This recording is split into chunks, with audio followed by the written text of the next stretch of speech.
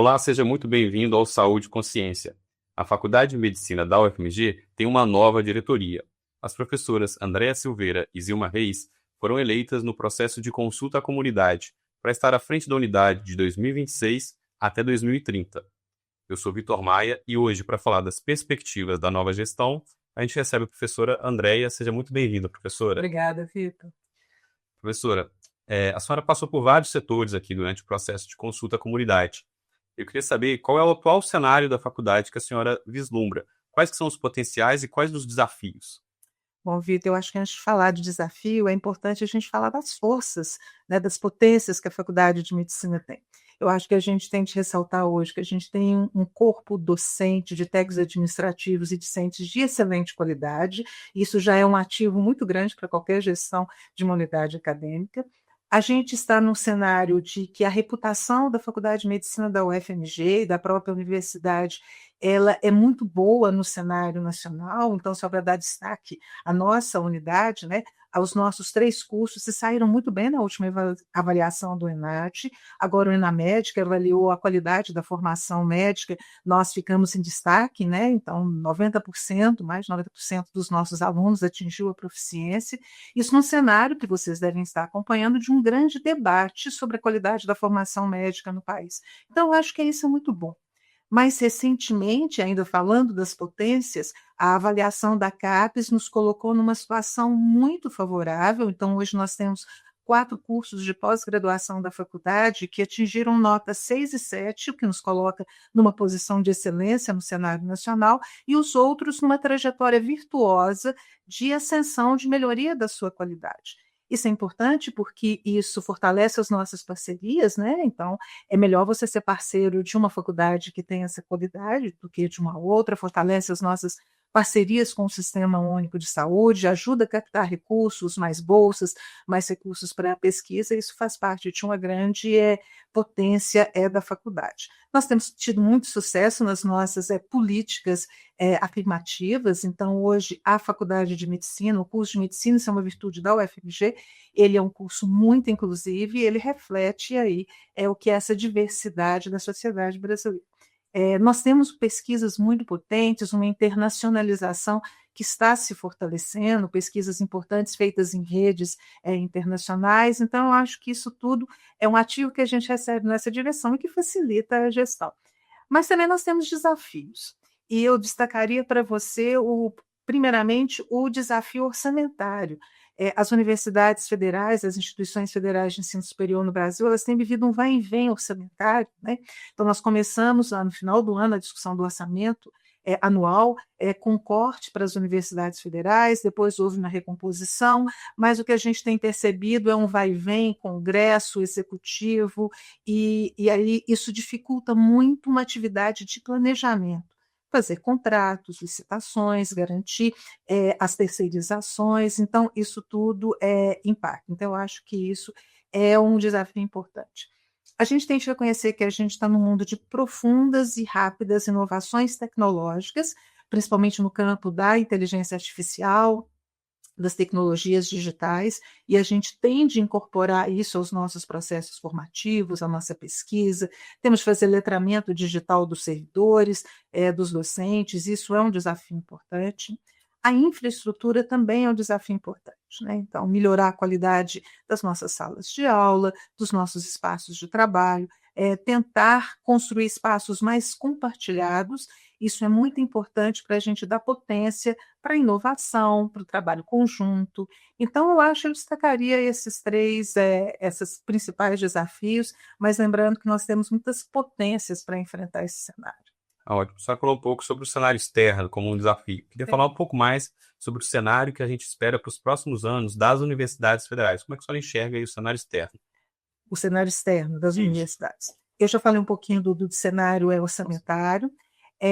Eu acho que a gente tem um desafio seguinte: a gente tem acompanhado uma sociedade que cobra cada vez mais das instituições federais, principalmente das instituições públicas, o engajamento, que eu acho que a gente já tem uma universidade muito engajada e uma faculdade de medicina muito engajada no sentido de formar profissionais vocacionados e preparados para o trabalho no Sistema Único de Saúde, mas também que tenham uma visão que nós temos de gerar conhecimento e inovação para aprimoramento desse sistema de saúde para enfrentar as prioridades sanitárias do país. Então, eu acho que isso a sociedade nos cobra, né? Então, eu acho que ter transparência, se sair bem nos indicadores nas avaliações de qualidade, né? Eu acho que isso é importante. Então, eu acho que é a transparência e fazer uma entrega para a sociedade que vá ao encontro das necessidades dela. Eu acho que são os principais desafios. A gente tem acompanhado um país com bastantes polêmicas do ponto de vista político, inclusive no entendimento do papel do Estado.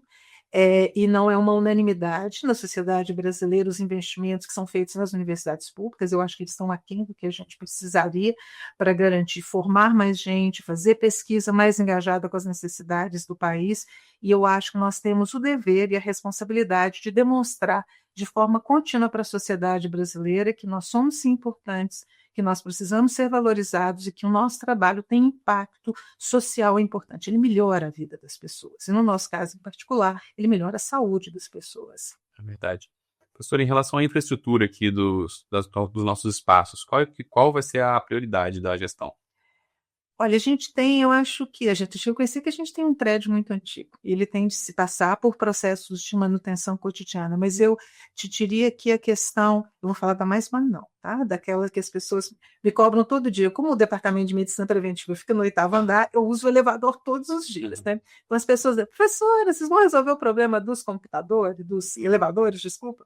Eu falo assim, não, nós temos de trabalhar junto com a reitoria, já que esse contrato, ele é um contrato da reitoria, para melhorar essa condição de acessibilidade a todos os andares do prédio. Mas a gente tem outros, né? Eu acho que a questão da acessibilidade, ela é importante, a gente ter banheiros mais acessíveis para as pessoas, a questão da segurança do prédio, um prédio que tenha dispositivos alinhados com o que a legislação exige para a questão de proteção contra incêndios, e também na infraestrutura a gente tem de adequar os nossos espaços de aula e os nossos auditórios, né? Para ter mais conforto, para enfrentar um problema que é mundial, que é a questão, a gente hoje precisa ter espaços aclimatizados, né? Então, a elevação, os problemas ambientais, os problemas climáticos têm colocado esse desafio. E eu acho que também adequar a universidade para as novas tecnologias. Eu acho que a gente precisa dessa infraestrutura. O LabSim, melhorar os espaços para uma universidade que precisa ser cada vez mais digital. Ótimo. E falar um pouco sobre a graduação. Os alunos têm diversas demandas e a senhora já tem uma visão do que pode ser atendido em termos de bem-estar aí para os alunos de graduação? Pois é. A gente tem uma lista enorme de demandas. Eu vou tentar fazer uma síntese, o que eu acho que são as principais demandas dos alunos hoje, e demandas que são comuns aos 3 cursos que nós temos aqui na faculdade. A primeira questão da ambiência e dos espaços coletivos, né? A gente vive num campus que ele é muito denso do ponto de vista de prédios, de espaços, de utilização de áreas comuns para acomodar carros. Então, a gente não tem um espaço de convivência adequado para os alunos. O DA da medicina é um DA grande, ele tem um espaço grande, mas também com problemas estruturais, e ele não é capaz de gerar um espaço de conforto para os alunos nos intervalos entre as aulas. Isso é uma demanda dos alunos, ter espaços de convivência e conforto melhor, ter salas de aula com mais conforto, esse é um espaço, é uma demanda. Tem uma demanda importante que não diz respeito à infraestrutura e que talvez seja a mais importante delas, é a demanda em torno das questões de saúde mental, né? Ela não é uma demanda só dos alunos, é uma demanda de servidores e professores.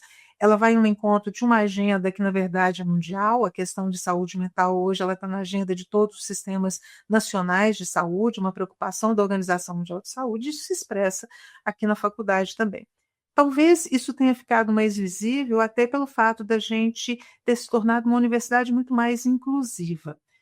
Hoje, 51% dos alunos da UFMG eles entram por meio das políticas afirmativas. E entrar já não é mais um problema, mas permanecer na universidade é um desafio.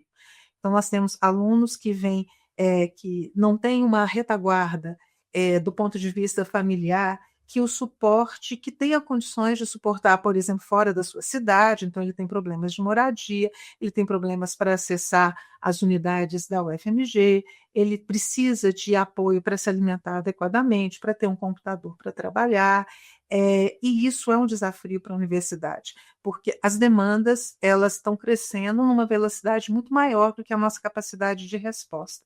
E a gente precisa garantir que esse aluno tenha condição de fazer o curso dele com tranquilidade, sem ser muito tensionado pelas várias carências.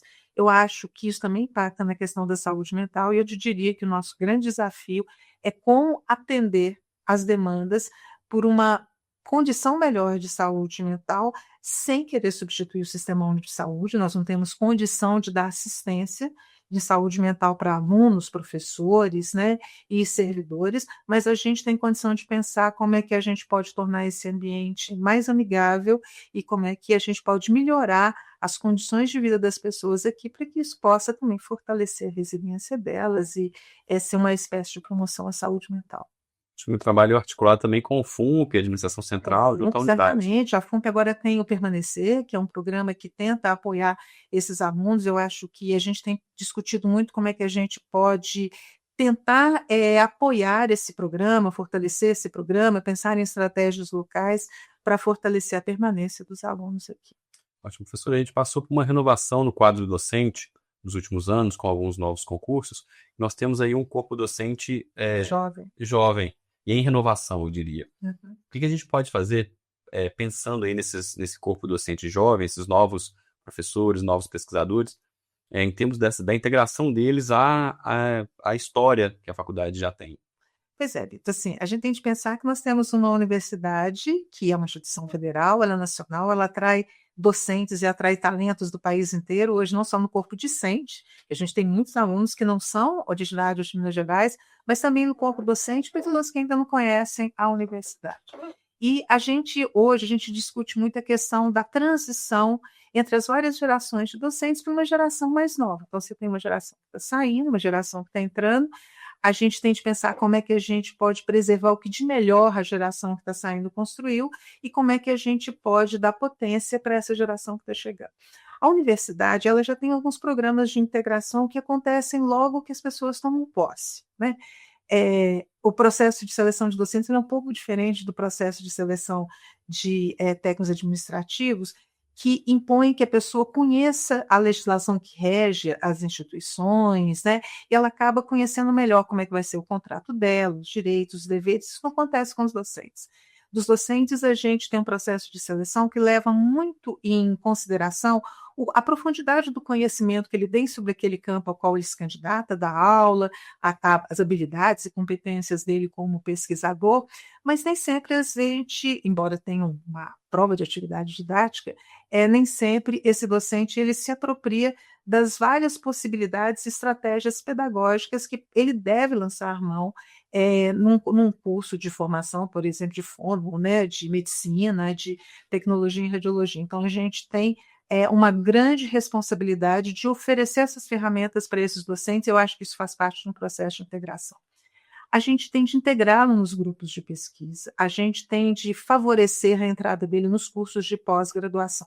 E existe uma interação muito grande entre os docentes que estão na casa e esses que estão chegando, né? Facilitar o acesso dele a editais para novos recém-docentes, né? Então, eu acho que a gente vai ter de ter uma atenção maior para esse processo, para favorecer uma integração real e que essa pessoa se sinta bem recebida na UFMG, que ela tenha vontade de continuar aqui, que ela interaja. Aliás, coisas até muito simples, né? Às vezes as pessoas chegam, elas não conhecem estrutura, né? A gente faça um tour com ela pelo campus saúde, para que ela possa conhecer. Então, eu acho que são várias ações que podem favorecer essa melhor integração. Ótimo. Professora, os técnicos administrativos em educação exercem uma função muito relevante no dia a dia da nossa comunidade. Eu queria saber, do ponto de vista do trabalho e do STAI, o que a gente pode esperar para esses próximos 4 anos? O que a gente tem discutido, eu, professora Zilma, discutindo inclusive com a direção que está finalizando o seu mandato, né? A necessidade da gente criar mais oportunidades de capacitação, de qualificação desse STAI. a necessidade de um letramento digital desses tais, de melhorar os ambientes de trabalho desses tais e de criar canais. Eu acho que eles já existem, mas a gente aprofundar esses canais de uma comunicação contínua dos tais com a direção da Faculdade de Medicina. Eu acho, particularmente, eu acho que nas últimas décadas o governo tem reduzido o contingente de tais, ele tem reduzido os concursos para tais, e é muito importante também que a gente já tivesse uma recomposição desse quadro de técnicos administrativos. Isso escapa à governabilidade da direção da Faculdade de Medicina, mas é uma coisa que a gente tem de manter na agenda para discutir com o governo federal.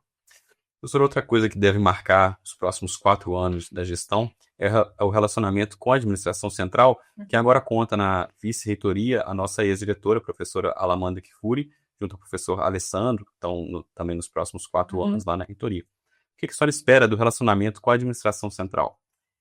O Vitor, a gente tem de entender que as instituições federais, elas se organizam de uma forma colegiada, né? Então, tem as câmaras departamentais, as congregações, o CEP, o Conselho Universitário, e as decisões são tomadas nesses espaços.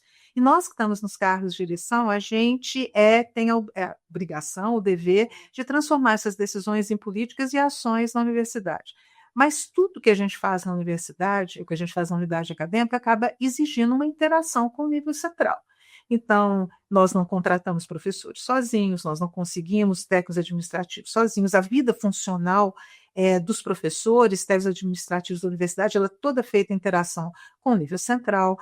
As questões orçamentárias, as questões infraestruturais maiores, tudo tem que ser discutido. Então, é absolutamente impossível para o diretor de qualquer unidade acadêmica fazer tudo de forma isolada. Ele tem de interagir o tempo inteiro com a gestão central da universidade, isso faz parte do modelo.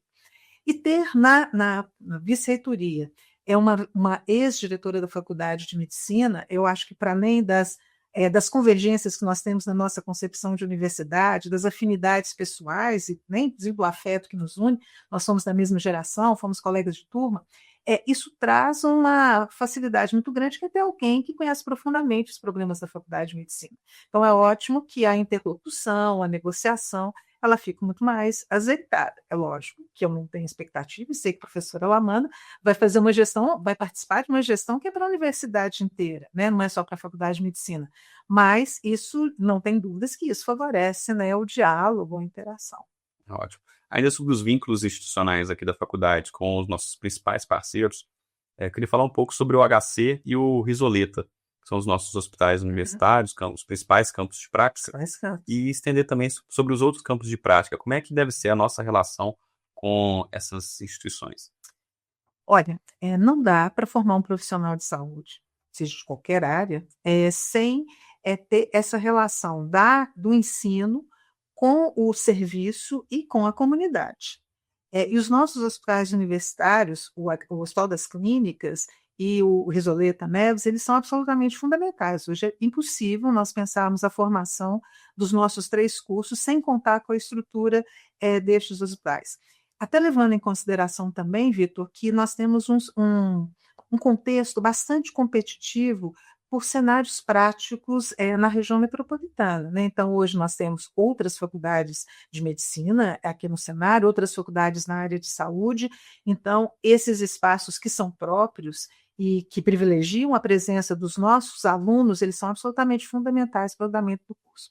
A gente tem uma excelente relação com as direções desses hospitais, há uma perspectiva, inclusive, em discussão da EBSER também assumir a gestão do Hospital Risoleta Neves. Isso daria mais tranquilidade do ponto de vista da contratação de novos quadros. Então, assim, eu acho que a gente está num bom cenário.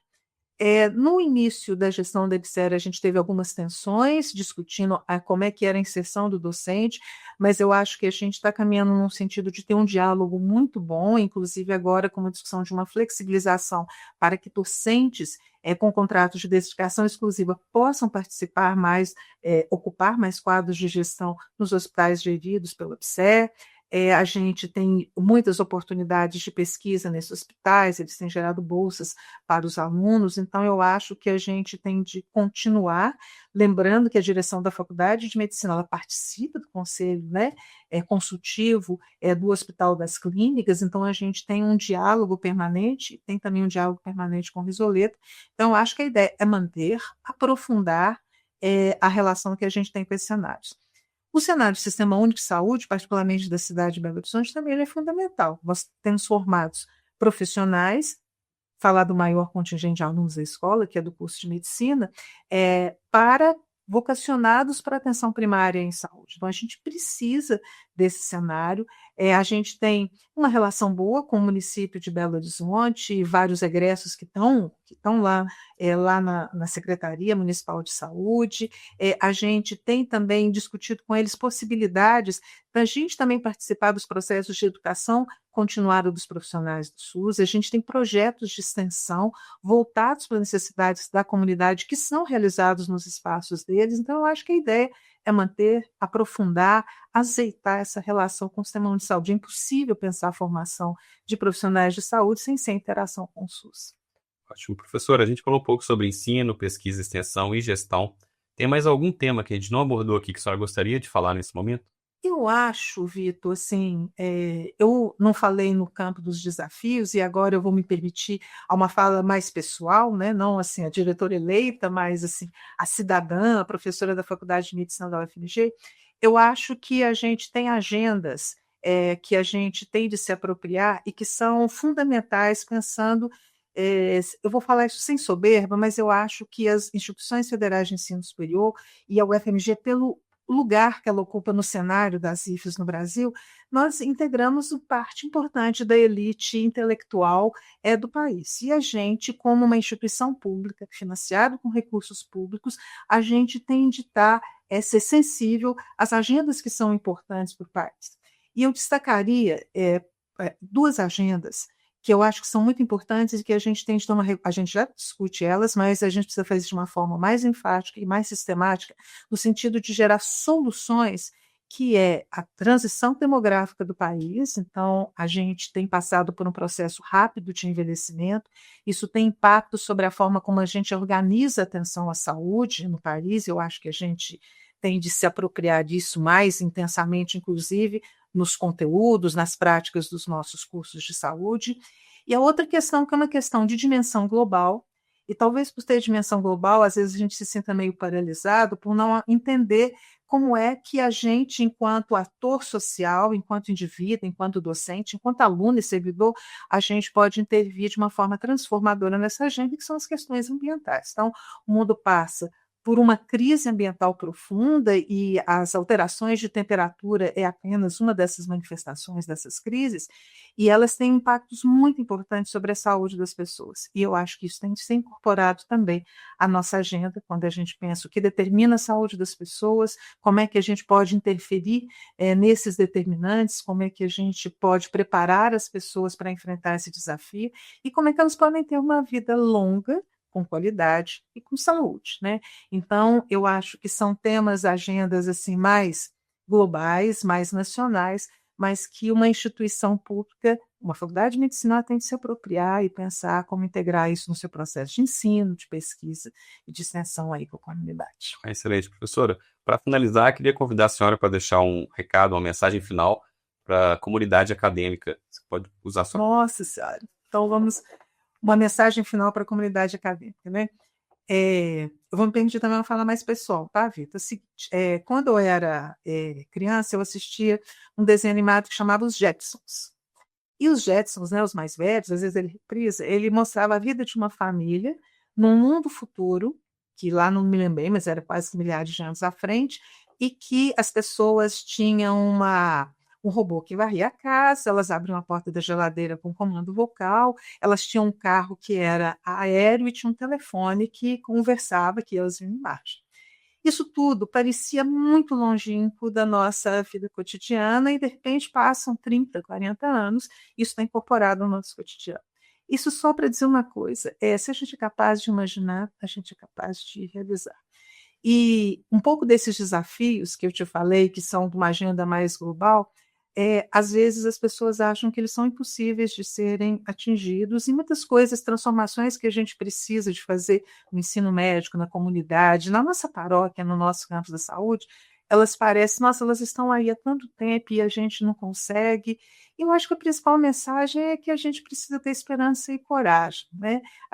A humanidade, esse país, até no seu passado recente, enfrentou desafios que pareciam muito grandes e eles conseguiram se realizar. Eu vou citar o da geração que me antecedeu, parte da minha, né?